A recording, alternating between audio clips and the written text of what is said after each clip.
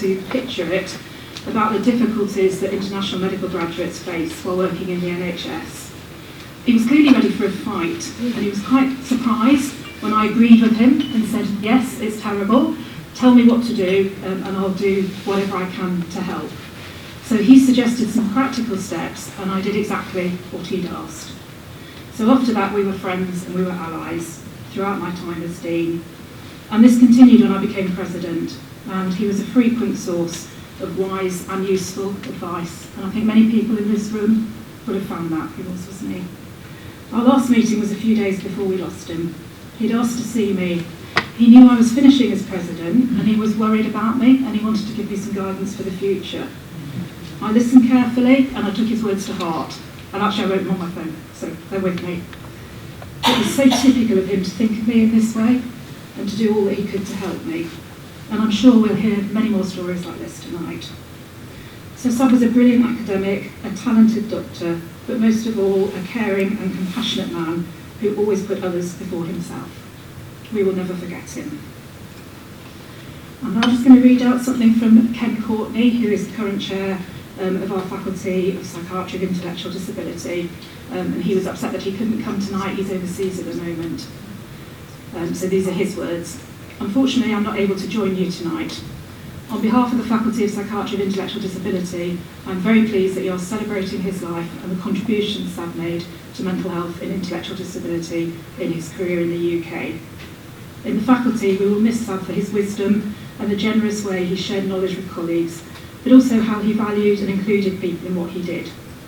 He has left us the invaluable legacy of his teaching, his research work, and his passion for people with intellectual disability that has inspired current and future generations of psychiatrists in ID. Thank you.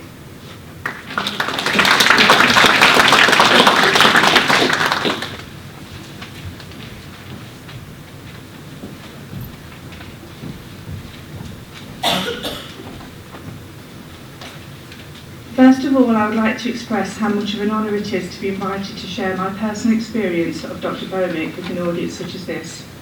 I am sure everyone here today has their own personal memories of Dr. Bhaumik, and mine comes from not only a patient perspective, but from also as a dear mentor of life and a father figure who has been present in my family's life for a long time. I am Margaret, sister of Dr. Bhaumik's patient, Sean Nolan. Dr. Bhaumik was Sean's doctor for nearly 30 years, making Sean one of his longest serving patients. However, today I would hope that I not only speak on behalf of Sean, who is non-verbal, but of all his patients in the learning disability world of Leicester, and over the years that is certainly quite a few. From all of which I have never heard anything but the utmost praise, respect and admiration from his patients and their families. This is for Dr. Bhaumik a testament to what a great doctor he was, but more importantly, what an incredible person he was too.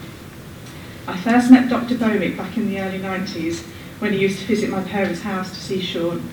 Back then he was a junior doctor, so would accompany Dr. Hulk, a dear friend of my parents. Soon after, Dr. B, as we affectionately called him, took over Sean's care. He remained Sean's doctor from then on, and I certainly don't think there are many doctors nowadays have the same patient for over 30 years. And this is another testament to Dr. Bhaumik's unwavering devotion to those he looked after. Even after he, inverted commas, retired a couple of years back, he kept my brother on as a patient. Sometimes he would see Sean every 2 weeks, and we all know how much he compacted into his working life. This continuity and personal relationship with Sean has been vital, and for that we are eternally grateful. Throughout the whole time he spent caring for Sean, his calm and caring nature was always evident. He came whenever my brother was in need and would often pop in on his way home from work. During one particular time when Sean was bad, Dr. B popped in every single night to check on him. What dedication. The way he understood my brother was overwhelming, and he was always available to support the family. I don't think Sean would have lived at home until his mid-40s if it wasn't for the support Dr. Bhaumik gave. My younger brother Derek also has learning difficulties and autism, and Dr. Bhaumik would always ask about his health and progress and give support every time without fail. He supported my parents throughout trying to discover genetically as well as medically a non-specific condition, and was delighted when only just 2 years ago, after a chance neurological brain scan on both my brothers, Joubert syndrome was discovered. When Sean was off, he would always tell him, "Dr. B sent you a can of Guinness, if you'll be good." Sorry. And Sean would put his thumbs up with a big smile on his face. Dr. B used to visit. Sean would always greet him at the door and then go make him a cup of tea, in which he often didn't drink because he was always too busy talking. But I remember on one occasion he came in and put the kettle on for himself. He always made my mother a cup of tea and told her to sit down. "I'm sure you've got a bit of Irish in you," was my mother's reply, to which he burst out laughing and couldn't stop saying, "But you are my family." We treated him like family, he treated us like family. He truly was one in a million, and was always an absolute gentleman to us. His knowledge was unfathomable, and he always had a natural instinct about what was wrong, and could just tell by looking at my brother what his level of concentration was. My mother absolutely adored him and called him the oracle of everything. Knowing what he did for Sean, I would be difficult to disagree with this. At his last official meeting with Sean, we were all present, and he told us that we are his family and would always be available and always just a phone call away, day or night. That is something that I thought came from his heart completely. It was only in late October when my father and I bumped into him in the Agnes unit corridor. We had a long and happy chat, catching up on our personal lives. He asked about my family and the children and their careers, and he said he would always be proud of them as much as I was proud of them, because he had seen them growing up from an early age. And I'm so glad from the bottom of my heart that we got that last chance to see him. I know my brother held a special place in his heart, and he would always be in our hearts and remembered with the great respect he so deserves. His love, passion, devotion and pure care he gave to all his patients and their family was second to none. He was a true gentleman. His legacy is clear to all those who benefited from his expert knowledge, wisdom and professionalism. He will always be remembered by those he cared for, and I know that I will be thankful forevermore for the way he looked after my brother and my family. We wish with all our hearts that he hadn't left this world so early, but the impact he had whilst he was here will be seen for a very, very long time. Thank you.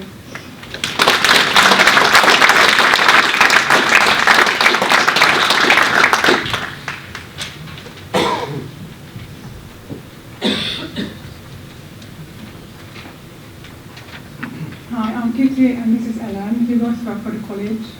I'm very honoured that I've been asked to speak at this event. I first met Sab in 2007 when I became committee manager and he was the LD faculty chair. I had a number of faculties, but his was the busiest because he created a lot of work and a million working groups. But I really didn't mind doing all the extra work for him because he was so inspirational. His network of influence was wide. He encouraged his colleagues and trainees to become involved in college work, and as always, an influential Leicester contingent on the faculty exec. Over the years, Sab became my mentor and a friend. When I was going through difficult times in life, he was always there to help.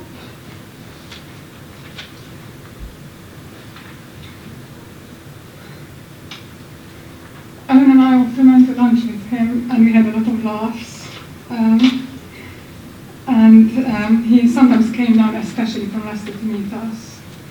He always made us feel very special, and we came away feeling that we could achieve anything. Thank you, Kitty. Because as Kitty said, I work at the college, and I worked with Sab mostly on international work that he was so passionate about.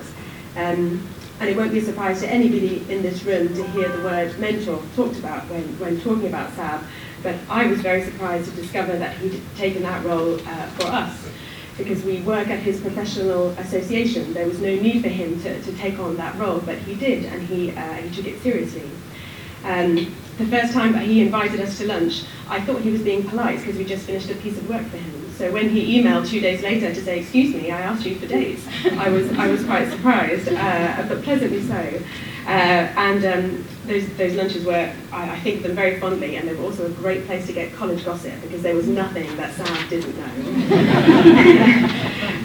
But he was a very nurturing person, and he was very encouraging. He would thank me for things that he thought I'd done well, but he would also encourage me to think bigger, to take on challenges that I hadn't really thought about before. The last example of this is a phone call. He called me a few weeks before he passed away to ask me to co-author a book chapter with him, which is something I would never have put myself forward for, and I haven't done anything like that since university. And if any other college member had asked me, I would have just assumed that they wanted my international address book. But this was Sab, and his address book was far beyond anything that I had access to, so I had to accept that he was asking me because he thought it was something that I could do well. And so Sab taught me many things, but I hope that I am somebody that always will be encouraging in the way that he was, and encourage people to stretch themselves and see things that they might not have seen themselves. Sab and I often reminisced about North Wales, which is where my family is from, and a part of the country that he was very fond of, because it was where he first worked and he moved to the UK. And I remember him telling me that the last time he'd been up there visiting his son, who now works at the same hospital, they had wanted to go out for roast lamb, Welsh lamb of course, which he was quite partial to. And it had been such a popular day, such a busy day, that they hadn't been able to find anywhere that could seat them. So next time that I am back home, I will seek out the best Welsh lamb that North Wales has to offer, and I will raise a glass to Sab, my friend and my mentor. Thank you.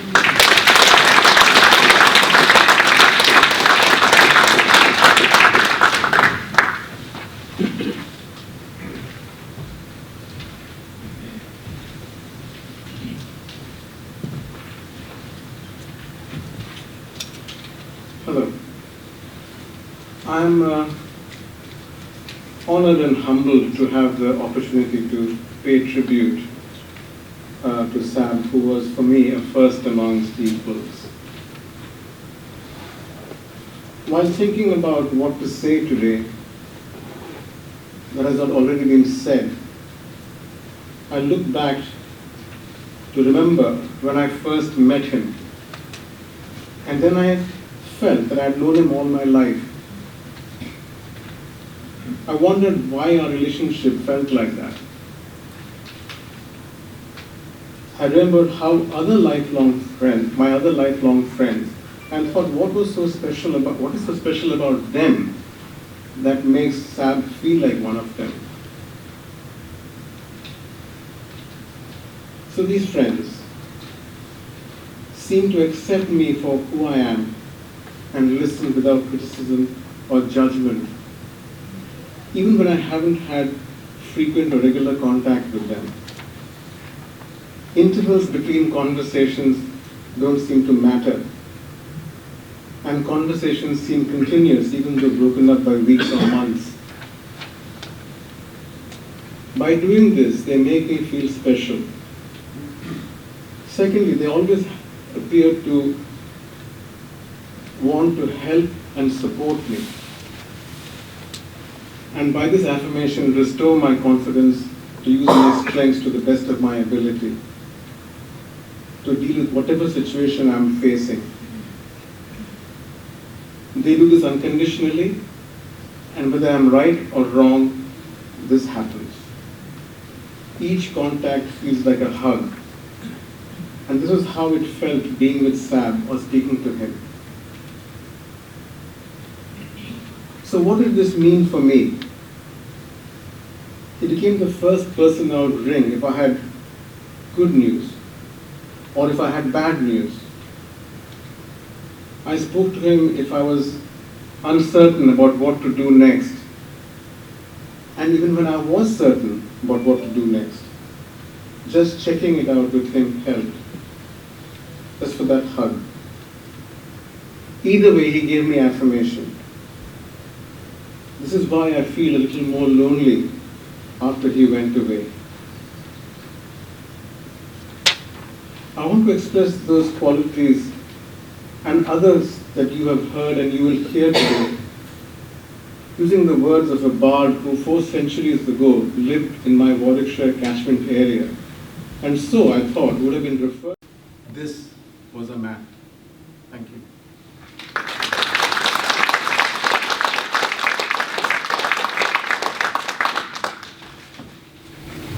Good evening, everybody. I'm Amala Jesu and this is Shweta. We are both consultant psychiatrists in Leicester.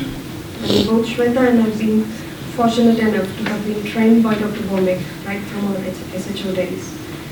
We can't even begin to emphasize what Dr. Bhaumik has done to raise the profile of LD services in Leicester, both nationally and internationally. One of the fondest memories that I treasure was back in Mansion House, which some of the people here may know used to be the base for LD services in Leicester. It was there where I first met Dr. Bhaumik, full of anxiety, as this man was so reputable and well known to everybody. He had just become the medical director of the trust, and this was my first meeting with him. But I'll never forget how warm and kind he was. I felt at ease as I talked to him, and he was certainly the reason I returned to pursue high training in LD. I always felt that he cared for each and every one of his trainees, never failing to take a genuine interest in our growth throughout our careers. Before I knew it, I felt myself settling into a team which encompassed such a positive culture in which we supported each other, even with the simplest things. Small traditions such as having lunch together were introduced by Dr. Bhaumik and soon became routine. In fact, we still eat lunch together to this very day. He established the weekly academic sessions in learning disability services, and whenever he led them, he made sure that every single person in the audience was engaged and in tune with what was being discussed. He never spared anyone from being questioned, always putting someone on the spot and making them think. He would never shy away from being critical, in the most constructive light, of course. If someone was on their feet and clearly apt, he would praise them, full of awe, giving them confidence in their abilities. The room in which these sessions took place will always hold precious memories of him. I can still picture his exclusive chair in my mind, which nobody dared to sit on. And he never failed to have his big purple Zyprexa mug beside him, filled with tea, accompanied with his favorite lunch, usually fish and chips or KFC, with a generous helping of salt. He was always unforgiving with his expectations of us, pushing people out of their comfort zones. He was the most compassionate than anyone else we know of during the hardest times, and we constantly found ourselves turning to him for advice, support, and guidance. Dr. Bhaumik always made time for each and every one of us. You only need to ask. Dr. Bhaumik unceasingly lived life to the fullest. Another tradition I must mention was taking trainees out for dinner when they had finished their training. He truly spoiled us. He thoroughly enjoyed his chicken and prawn dishes, accompanied by a Bloody Mary, and of course, plenty of ciggy breaks. He constantly regaled us with plenty of funny and interesting anecdotes, and the meal was never complete without him pitying the vegetarians seated with him. There's a Japanese proverb that goes, better than 1,000 days of diligent study is one day with a great teacher. He has sincerely helped so many people with countless hours of teaching for exams and interviews, and both Shweta and I are only two amongst the vast amount of those who greatly benefited from his dedication and hard work. I could go on for hours, but time is limited, so I'll stop here. I penned a little something for Dr. Bhaumik, so this one is for you, Dr. Bhaumik. Words fail me as I attempt to express what I want to say. I know now you're far, far away. But I choose to feel blessed to have had your support, advice and affection, and you will always have my wholehearted admiration.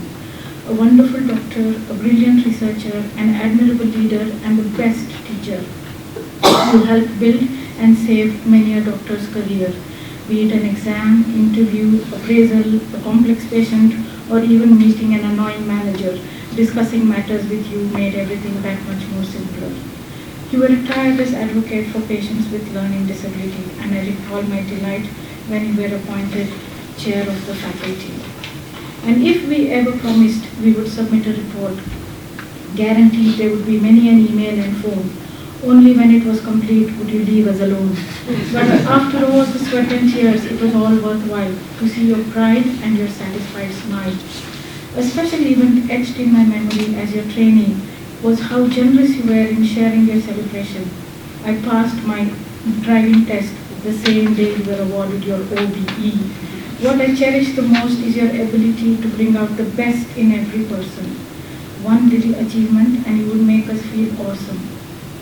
You had an infectious laughter and loved your books, coffee, obviously made with the horrible coffee mate, samosas, cigarettes, and a bloody good Bloody Mary. But without you, Dr. Bhaumik, the corridors seem that much more empty. I could go on, but I wish to say, you were and will always be one of a kind. What an impressive legacy and wonderful memories you leave behind. And finally, there are no words to describe my gratitude for teaching me to face life with grace and fortitude. Wherever you are, I hope you are at peace. And lest you forget, Saturdays and Sundays are still for rest, please. We miss you, Dr.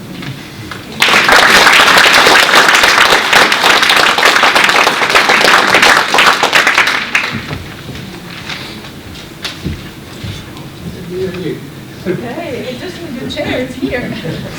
I'm sitting in the back. Good evening, everyone. My name is Peter Langdon. I met Seb some years ago outside a conference.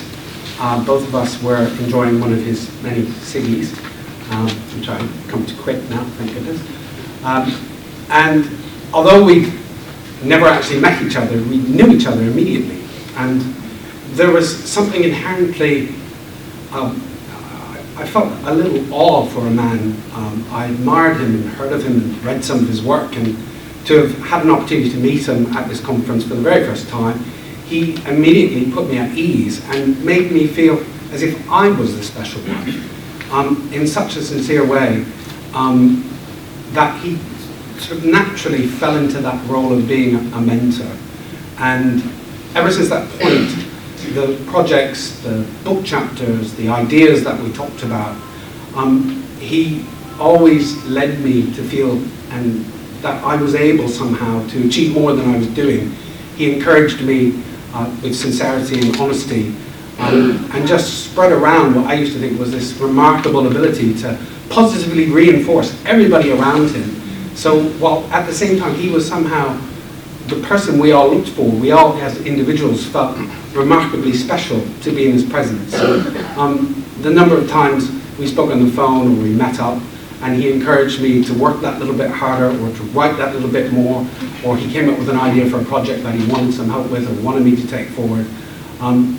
Forever, I immediately rose to the challenge with enthusiasm because he was such a rewarding, positive man to work with and to be alongside.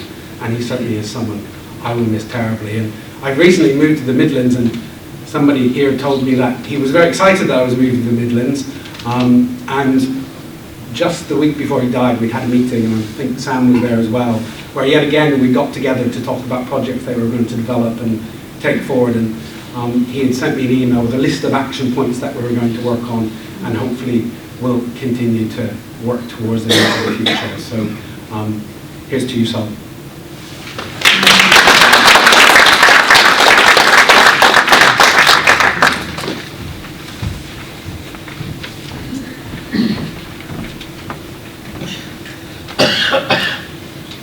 So, like everybody else, I'm really honored to be here to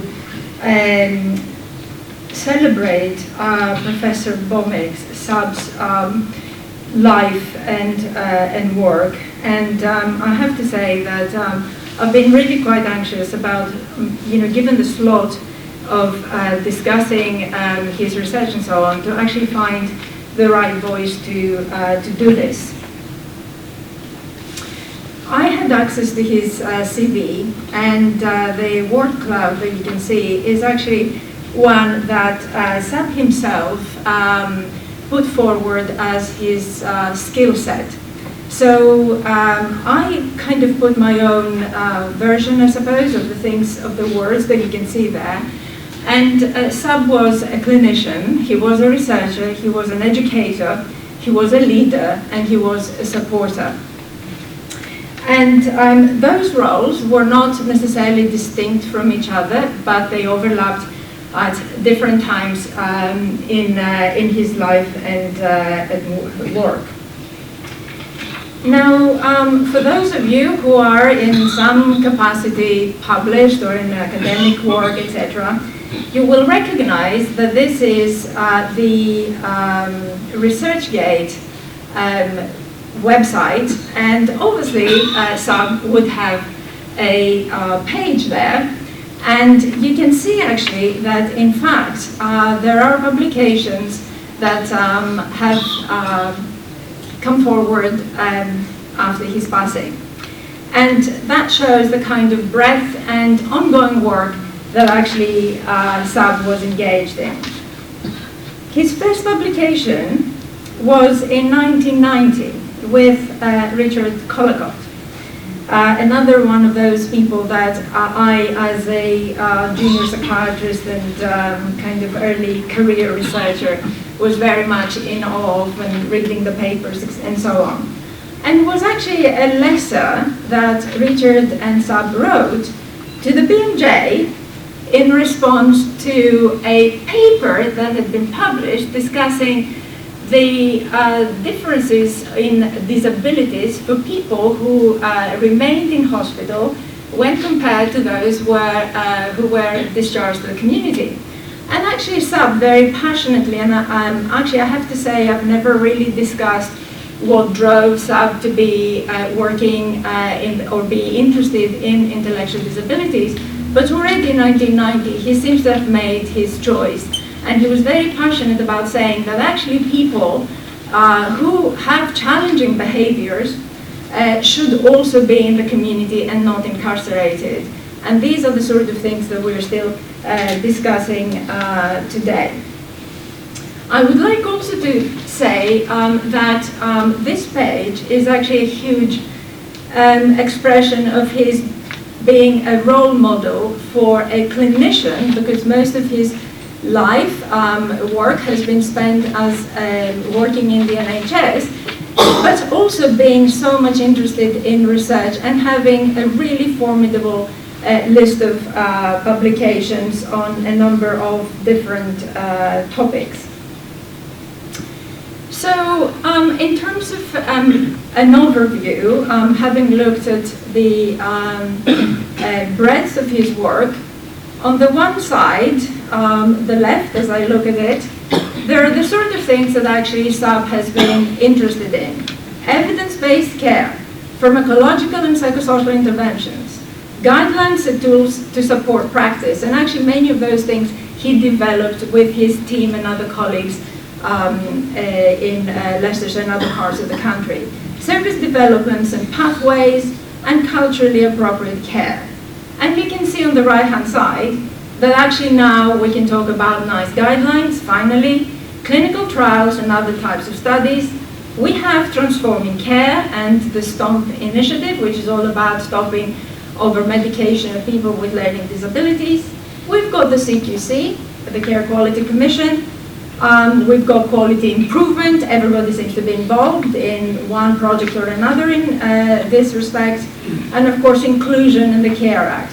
And I'd like to say as well that because often our work is very much a sort of factor, to a certain extent, of the places where we work and the support that we receive within those, that the Leicestershire Learning Disability Register, which was established in 1987 as a partnership between the Trust and the university, was perhaps a kind of early version of what these days we are all interested in, which is mining big data and actually using it in the learning disability domain. Now, I have chosen, I suppose, a couple of strands, as I saw them, which were kind of collected papers and showed a certain direction and kind of put forward certain ideas that are still useful today. So it may be that someone else who was reading Sab's work might have come up with a different list, but this is mine.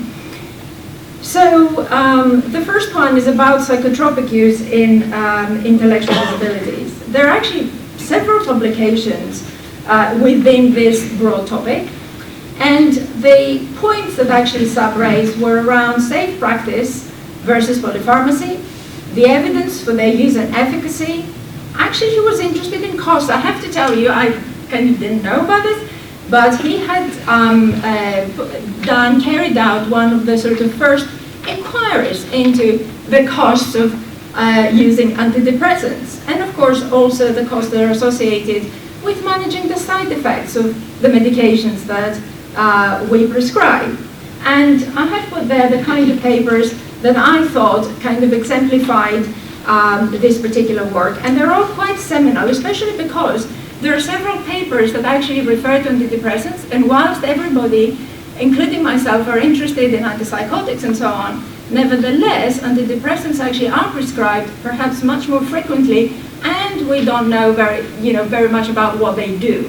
And of course, they cost money as well. And he also participated in the sort of last paper in that series, in a sort of college-driven exercise about the use of antipsychotic and the prescribing. And I have to say that the results actually were not as bad as one would have potentially expected or thought.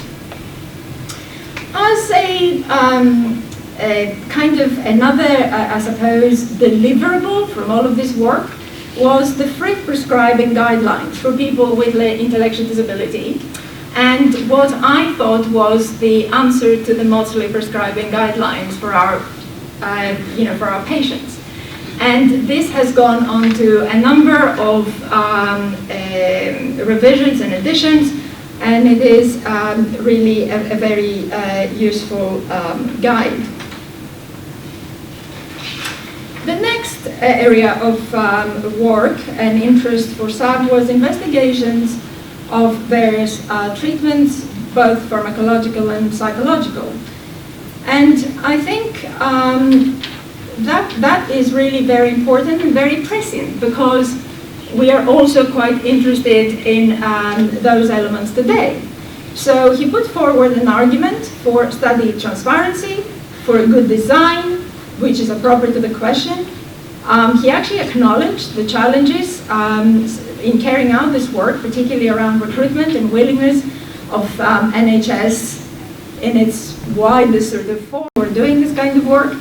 The suitability of the outcome measures that we're using, and of course the fact that actually our research should be at some point large scale, where we need to have kind of big studies.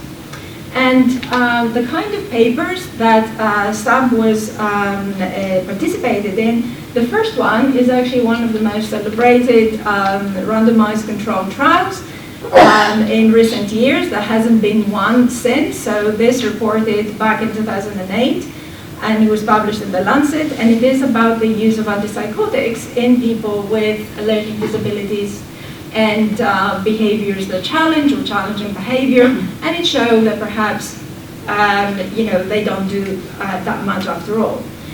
Then there's another paper which kind of I'm involved in, because one of my papers was accepted for publication in the British Journal of Psychiatry, and Sab was asked by the then editor to write an editorial. And within that, he actually discussed the issues about the need for developing a whole range of psychosocial therapies. And I think the preoccupation, as you can see there in the last paper, which is about involving in a real sense, people with learning disabilities in research.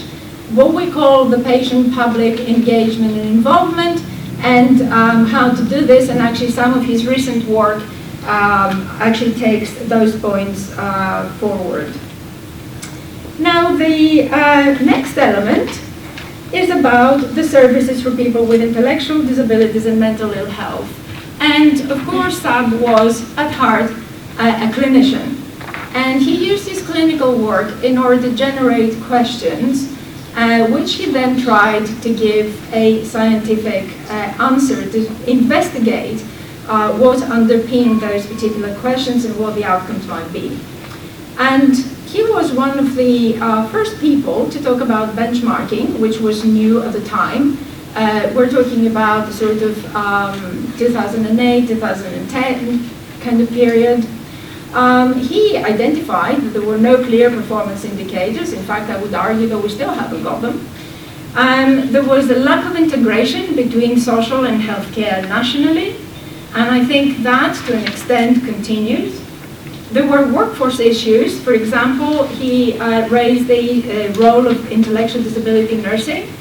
And I would like to say to those of you who are in the Twitter sphere, you might have received direct messages from NHS England and NHS Innovation, where they're actually asking 10 questions in their survey of LD nursing, and they want us to know, they want to know what we think about the role of learning disability nurses. Do they need to have a framework? What is it that they do that's beyond and above other professions and so on, which I think is actually quite essential work at this point.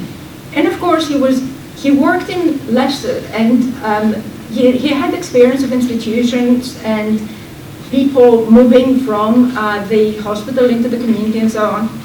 So of course, he did some work within this context. So for example, you can see the first paper referring to that particular point. So it's a study of people who were discharged from a local hospital to the community, and what was their quality of life. He looked at the challenges of implementing pathways, and actually the quality improvement projects are all about how we implement pathways these days.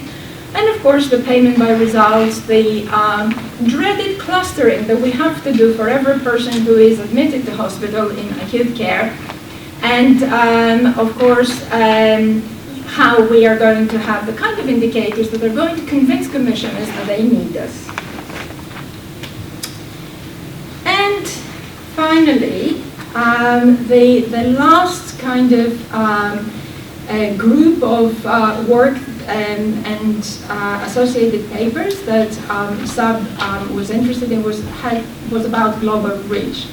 And you can see there are two particular initiatives that he participated in, and the one that is with the little asterisk at the end is the one that I was also a member of. He chaired that particular group, and I was actually quite surprised and kind of moved to see that in his CV, where he described his work, he kind of mentioned that Helen Miller, another august colleague, and myself put together the curriculum for healthcare workers in recognizing and signposting people with intellectual disabilities and mental health needs in developing countries. And obviously, this is Sab we're talking about, so it wasn't just about committee work, but you have to have some sort of evidence. So the papers are there for those who are interested, because to read, and those papers, apart from other things that he's done with colleagues in particular parts of the world in terms of training where he was present himself and so on, he actually looked at how, you know, in his educator role, how those psychiatrists or doctors would be more aware what kind of framework, what kind of curriculum they needed to follow, etc., in order for their care to be much more personalized and specific to people with intellectual disabilities. So now the legacy. The way that I see it, Sab was all about applied research. I mean, I have to say, he's got some papers as well, which are not, they're kind of a bit more, I suppose, neuroscience, but most of his work is driven by his clinical interest. It's applied research with a person with intellectual disability at its center. There is a recognition in his work about important issues, which I have to say, and I don't want to say surprised, but it just impressed me, I suppose, how these topics are still salient today. He created a facilitating environment where the clinician uses the practice as a springboard to question care and look for ways to improve it. And obviously that was very much important in his role as the chair of our faculty. He had a wide network in the UK and abroad, of course, spreading the word and engaging colleagues internationally to always improve the care of people with intellectual disabilities. And he supported the organization of professionals and breaking down the boundaries. Because I think that Sab, being, for example, a medical leader in his role as medical director in Leicestershire, it wasn't just about intellectual disabilities anymore. It was about the wider sort of medical environment and personnel. So that is very important to have someone like him in this role.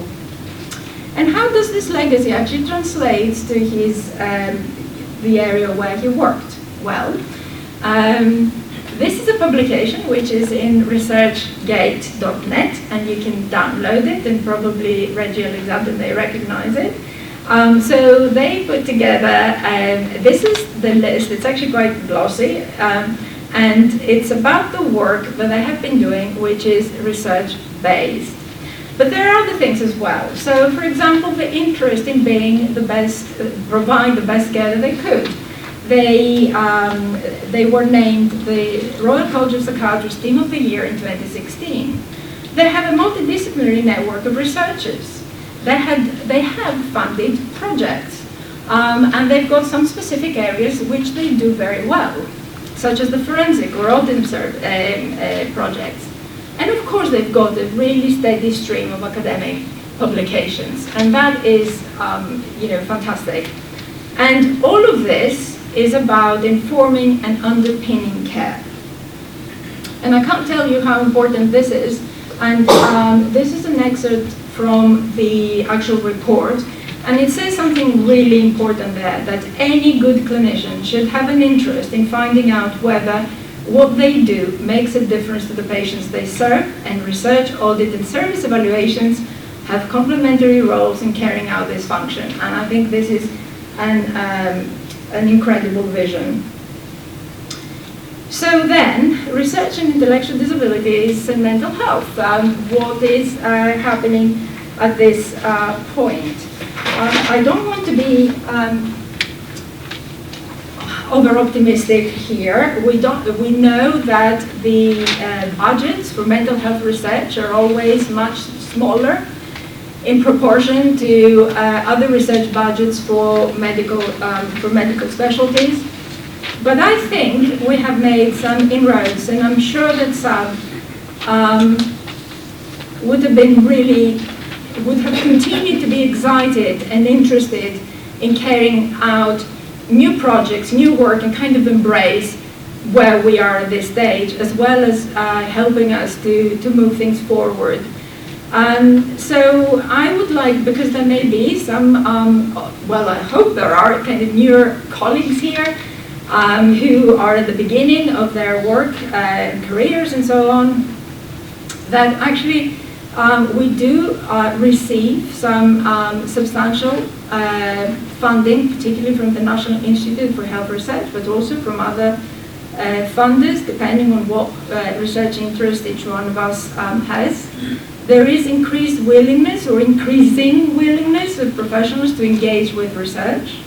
There is more emphasis on improving social care research capacity and evidence. This is new, and I think that's probably going to also make quite a big difference. And I'm very pleased to say that one of our colleagues, Chris Hatton from Lancashire, is actually the Deputy Director of that particular NIHR scheme. So we hope to see a lot more in that direction.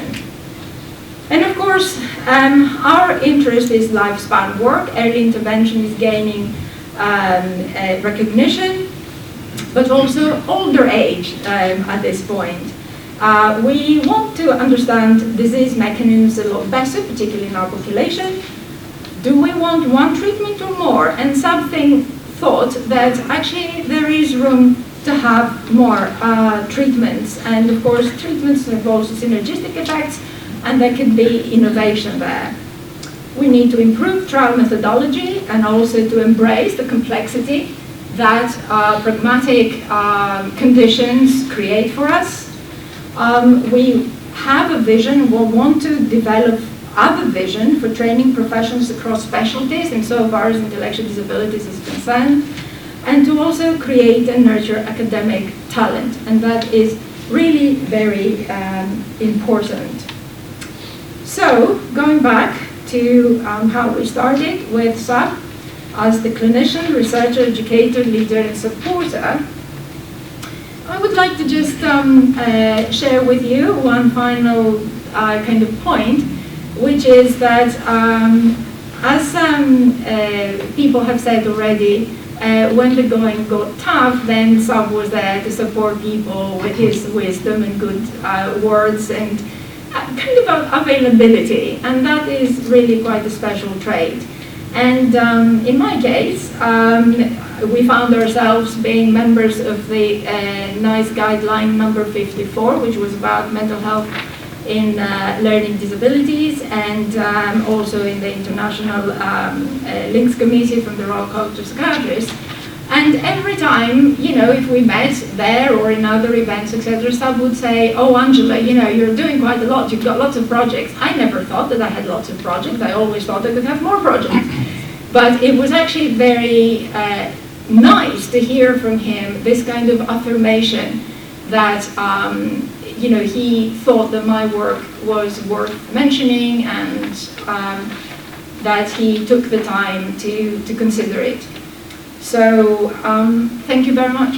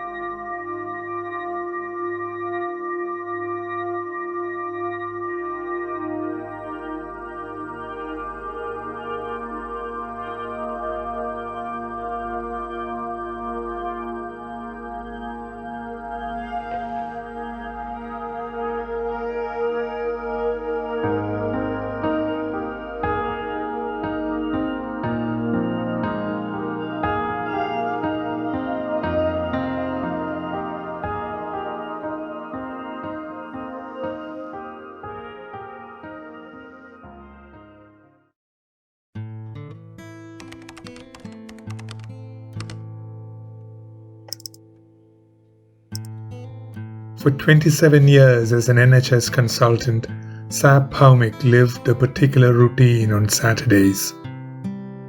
He would turn up in his office at Leicester Hospital to carry out the still pending bits of his academic work.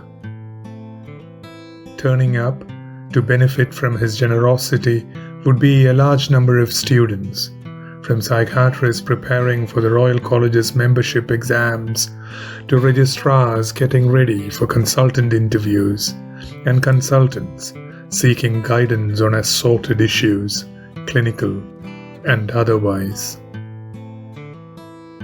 I often teased him that these Saturday gatherings were his darbar, and the response from this large-hearted man was always a loud guffaw as he continued with his long-sustained routine. As a close friend remarked, Sab Bhaumik died the way he lived, on a Saturday afternoon in the grounds of Leicester, albeit this time the cardiac ICU of Glenfield Hospital, surrounded by a large number of people he had taught over the years. An extended family that owed so much to this professor who always cared, who always had time. Sab graduated in medicine from R.G. Carr Medical College in Calcutta in 1978 and then went on to work in the West Bengal Health Service in a place called Khatra. a rural outpost that was as much a contrast as possible from the teeming metropolis that was Calcutta. What was lacking there in equipment, medication, and infrastructure, Sab made up with his commitment, compassion, and honesty, traits that particularly endeared him to his patients, 200 of whom were around the bus waiting to see him off when he left after 3 years. Sab went on to join an MD in pharmacology at the Benares Hindu University, and it was with the medical students there that he honed the teaching skills that would go on to make him an inspirational communicator. Coming to the UK in 1985, Sab Bhaumik chose psychiatry, a medical specialty where he truly found his calling. Starting with a psychiatry rotation in North Wales, in a hospital where his only son now works, he went on to complete a diploma in psychiatry from the University of London, and then the RCPsych. In February 1992, he joined Leicester Hospital as a consultant, and over the next 27 years would remain there in a variety of roles: lead clinician, clinical director, medical director, and then, after his retirement in 2013, a senior medical advisor to the board. His influence in shaping policy went beyond the local. Within the Royal College of Psychiatrists, he was elected first as chair of its Trent division and later as the chair of the Faculty of Psychiatry of Intellectual Disability.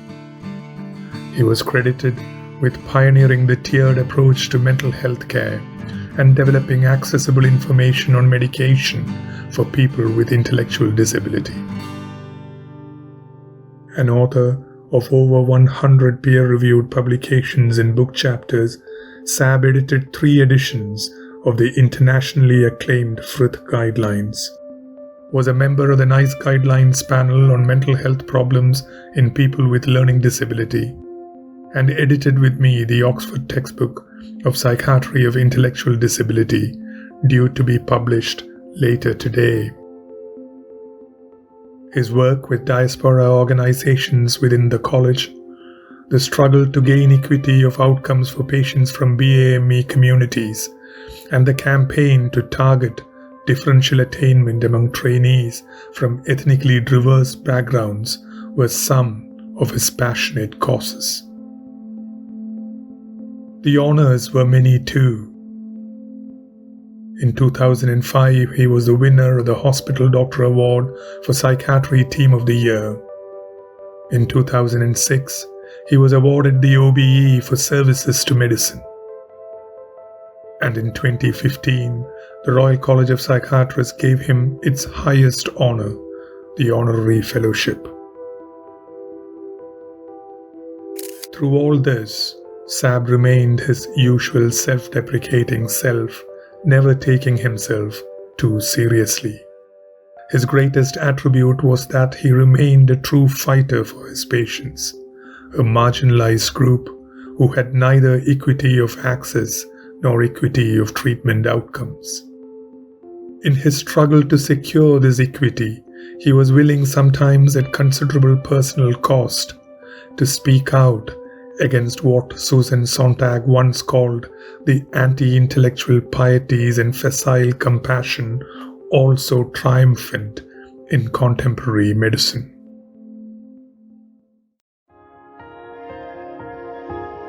Sab Bhaumik died on 9th of November 2019 at the age of 66. He is survived by his wife Sushmita and son Sugatu. Sushmita, for long his anchor and arguably the only person who could ever possibly tell him no and get away with it, found in the depths of her unexpected loss the words that describe him best. He had that magnetic quality to attract people. His honesty, sincerity, compassion, and ability to rise above petty jealousies made him one of a kind.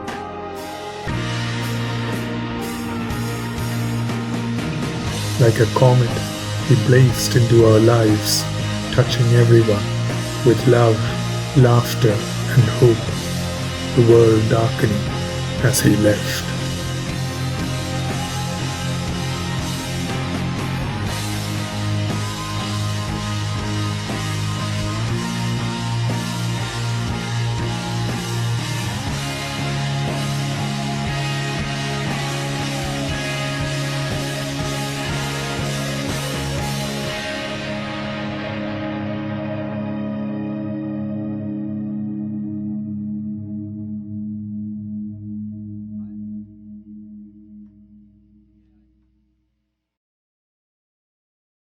And stepped back, he would push me and say, "You can do this, go on." And as I was driving home that evening, I got his call. He would call up very regularly to check on how I was coping with the role, how I was feeling about it, and he always had time for me. He also rang me to say that he was going to India to tend to his family, whom he visited very regularly and looked after. And he said, "I'll be back in a few days." And he could sense from the tone of my voice that I was not doing very well. I was struggling. I was struggling to make sense of my role, the new place, the new trust, new people, being away from family, and he knew that I needed some help. And although he was going to India on some very important personal business, which would take his time and attention, he said, "Look, give me a call any time of the day or night, don't hesitate." And I just was amazed that he was able to spare time and attention for me when he had so much to think about. But that's what embodies him. As a human being and as a psychiatrist, he gave that equal attention to everybody, unconditionally. And when I think of Simone Weil saying that attention is the rarest and purest form of generosity, that's the best you can give, and he was there. And so as a human being and as a psychiatrist, he embodied the college values. I mean, the full circle of values we talk about, he lived them.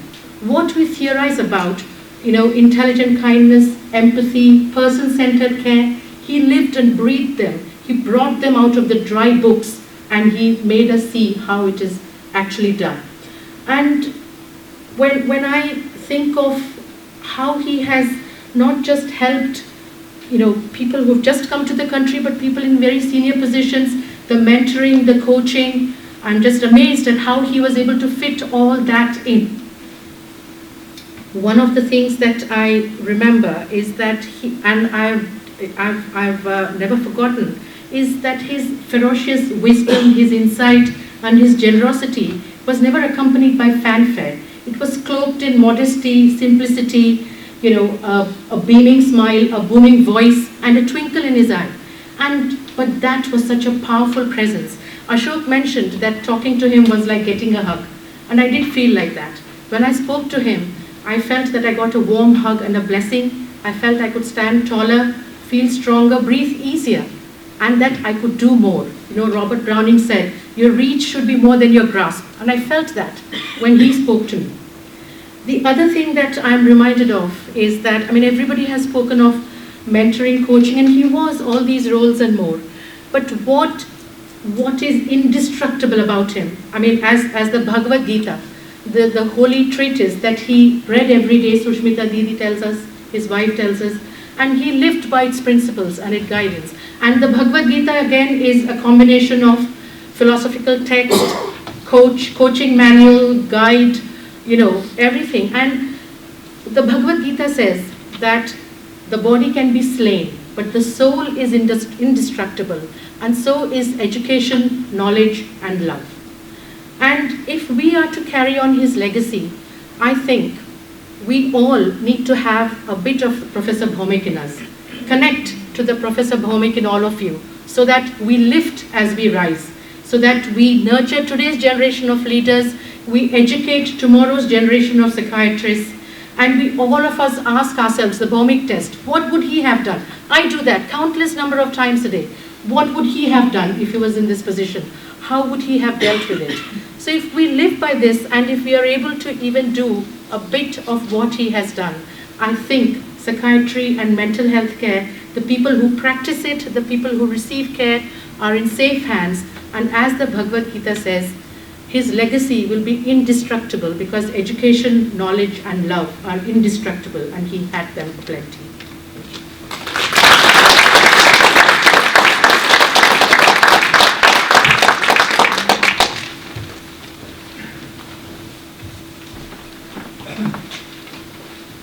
Hi, I'm very glad to be here and to be asked to speak about Sab. I was based in Nottingham the entire time that Sab was based in Leicester. I had thought we were SPRs together, but actually after Reggie's biography, I think it must have been that we were junior consultants at the same time, but it felt like we had learnt together. Nottingham and Leicester are in the same region, for those of you who don't know. But at the time, we weren't a cohesive region, perhaps I might say. And Sab and I both realised this. But I remember meeting with him on the train. The train goes through Leicester to Nottingham when you come from London. And he was with Agnes Hauk, one of his mentors in Leicester, a lovely lady who was also supportive to me. So we had a conversation, and I remember noticing how this man cared about patients, was curious about the world, and about the world of the person with learning disabilities, what might be going on with them, how he might treat them. And this conversation was about hypnotherapy, which I thought was fascinating. And he had a threesome with Agnes, really discussing what this might contribute. Because at that time, in the early 1990s, we knew a lot less about people with learning disabilities. Our understanding in adults of autism was very limited, and we had a lot to learn as consultants. So Sab and I, as the very junior consultants at both ends, began to think about how we might work with the region, and we were attending the regional commissions, particularly Sue Johnson, my colleague from Brampton, also in my trust. We were thinking about how we might support people. We noticed that the small hubs then of Nottingham and Leicester were very small, but the regions were very large, and our colleagues included consultants who were isolated or services run by those who were not fully trained necessarily. So at that time, through the 90s, we between us took on the roles of running that committee, which was regarded as inclusive. We wanted to move around the region, which wasn't to be Nottingham or Leicester centric. And we alternated the roles. He was secretary at one stage and I was chair, and vice versa. And that was a very positive experience. We both believed that you should include people and that you should promote and support people in their positions. Sab also supported me personally too. He encouraged me to notice that I had a passion for education, something that was a bit of a blind spot that I was actually working in, but I hadn't realised I had a passion for that, and encouraged me to go on and do some work in the college in that respect, which I hadn't particularly had ambitions to do, but was very privileged to do that, and support him when he was chair. But also, again, on a personal level, Sab was in Leicester, and we continued to encourage cross-fertilisation of ideas. The culture in Nottingham was very different to the culture in Leicester. Sab was working alongside Dave Branford, had an interest in therapeutics. We had a slightly different style, but we were determined that this should be collaborative and not rivalrous, and discussed how we might train people collaboratively. But also, organisationally, Sab was a great support. Sue Johnson and I and him met through the early 2000s for about 10 years as a sort of peer support group. We all recognised that sometimes you need to talk to people outside your immediate trust, and that actually contemporaries with whom you can talk frankly and who you can trust are incredibly important. And so there's a little Chinese restaurant in Bingham, which is equidistant between Lincoln, Nottingham and Leicester, where we'd have a meal. And we would really enjoy those evenings. We would have a laugh. It was very therapeutic. It was great fun, but it was very supportive. And I also echo the need for Sab to have what we termed in the regional clinicians a breath of fresh air. So we had to have little intervals to go and have a cigarette and chat and network outside the meetings. So my memories of Sab, obviously I'm very aware of his contribution on a national and international level, but what I'm bringing today is the person that I watched and was inspired by as a contemporary, somebody who was curious, who was sharing. He did not seek for himself the accolades. It was not about self-seeking, it was about genuine curiosity, genuine care for other people. Now I'd hoped to catch up with Sab because I'd just sort of retired and I knew that he was sort of retiring. I thought I'll go to the Therapeutics in Intellectual Disability Conference, give me a few points, and I would like to go. I'd like to catch up with Sab. But unfortunately, a week before he passed away. So I was very sad not to have been able to reconnect with him. And I'm sure a lot of us share in that sadness too. Thank you.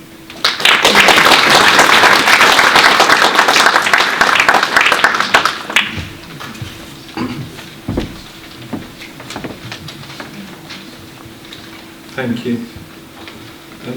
I first met Professor Bhaumik about 5 years ago when I was a core psychiatry trainee, and I'm sure I can speak for all of us here today when I could say that couldn't wish for a greater role model, both as a clinician as well as a human being. I think since Professor Bhaumik's passing and over the past few months, I've tried to reflect on who he was and what he stood for. And whilst he undoubtedly had many, many admirable virtues, I think two things stood out most for me: his compassion and his kindness.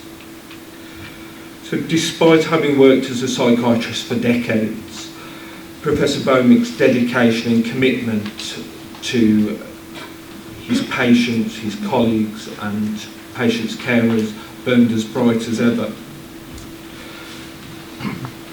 He would always go the extra mile for all of them. And I think this was typified by, when I was a core psychiatrist, I would frequently be on call over weekends, and I would often pop into Mansion House to check a patient's bloods or make a clinic entry.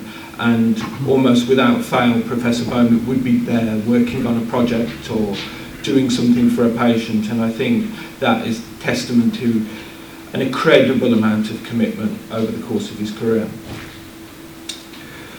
Additionally, his generosity knew no bounds, so he would invest a huge amount of time and energy into supporting his colleagues, and I think he had a unique gift for making people feel special and making people feel that they could accomplish things that they didn't necessarily initially believe that they could.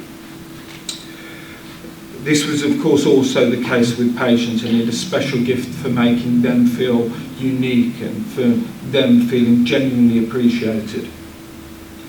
So for example, several months before his passing, we went to see a patient together as a home visit, and initially I could tell the patient was quite wary and perhaps indifferent to the presence of healthcare professionals. But very soon and very early on to the consultation, the patient was beaming and very happy, and you could tell from the look on his face and the way he was interacting with all of us that this was special and that he was deeply affected by how a medical professional had the unique gift of making all patients the centre of the consultation and making them feel special and appreciated and listened to, which of course I think is a huge issue in the patient group that we care for. Finally, I know how passionate Professor Bhaumik was about the Oxford textbook of Psychiatry of Intellectual Disability and the huge amount of time invested by both him and Reggie in making sure that such an ambitious project was done to such a high standard.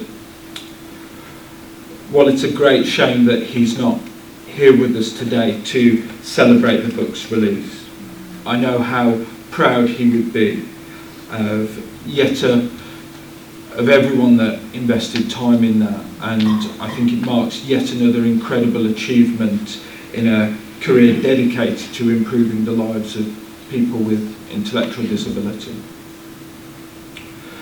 I feel immensely privileged both to have known Professor Bhaumik and had the time that we had together, and also to be a part of today's event and celebrating both a brilliant individual and a wonderful life lived. Thank you very much.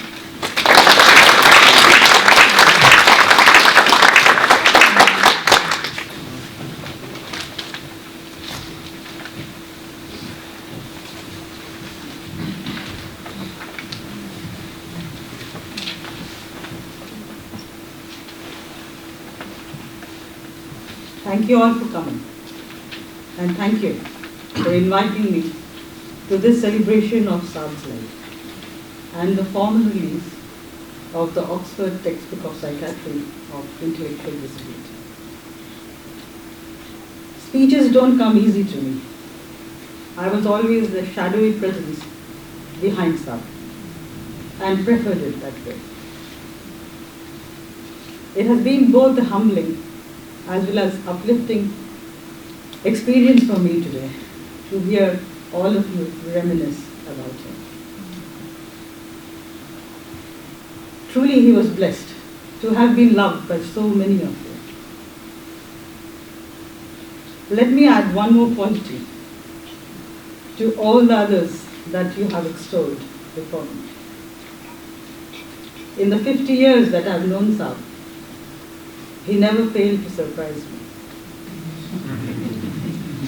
I was 16 when I first met him, across the anatomy dissection table. He was wearing a pair of bathroom slippers. For me, with my prim and proper armed forces background, that was surprising and intriguing. Here was a young, confident 18-year-old. Never found in the classroom, but always in the canteen.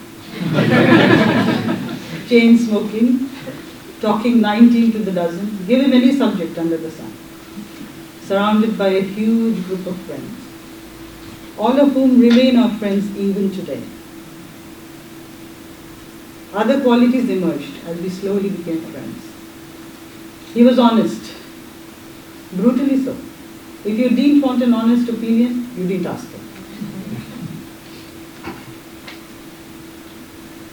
He was kind, sincere, generous, willing to help anybody who came to him. Whether it was an enemy or a friend, didn't matter. Would do anything for his friends. All typical Sagittarian qualities. Sometimes enough to make you mad.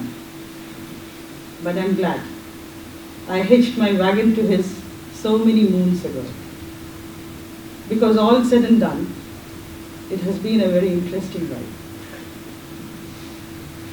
Sab came to this country to further a career in internal medicine or cardiology, a specialty in which he did his house staffship, as we called it then, but found himself in psychiatry instead, and as suddenly found his calling. It was as if all the qualities that he had and all the experiences that he had gleaned over the years came together, just slotted into place in this specialty which he absolutely loved. His compassion, patience, understanding for his patients, his mentoring and nurturing skills for his students, his leadership qualities, his ability to think outside the box for research. The list goes on. They were all absolutely right. He was happiest when he was surrounded by his colleagues and his students. And that is how he went. Surrounded by his colleagues and his students. For you see, he had one more surprise up his sleeve for me. On 9th of November 2019, even before I could fully grasp what was happening. He silently and suddenly disappeared into the mist of time. He went like he had lived, fearlessly and with a smile. For him, death was but another adventure. I do not despair though. I can close my eyes and wish he would come back. I choose to open mine and see all that he has left behind. And in the words of Ellen Brenman, I believe him living still in the hearts of all whose lives he had touched. For nothing that is loved is ever lost, and he was loved so much. Thank you. Well, thank you, Susmita, for that really very moving reflection, and that will stick in my mind that Sab lives on really through the thoughts, actions, and in the hearts of all of us. So I'm Adrian James, I'm the Registrar of the College, and I'm deeply honoured to be here in the presence of family, friends, colleagues and collaborators. And it is a true honour to formally release the Oxford textbook of a psychiatrist.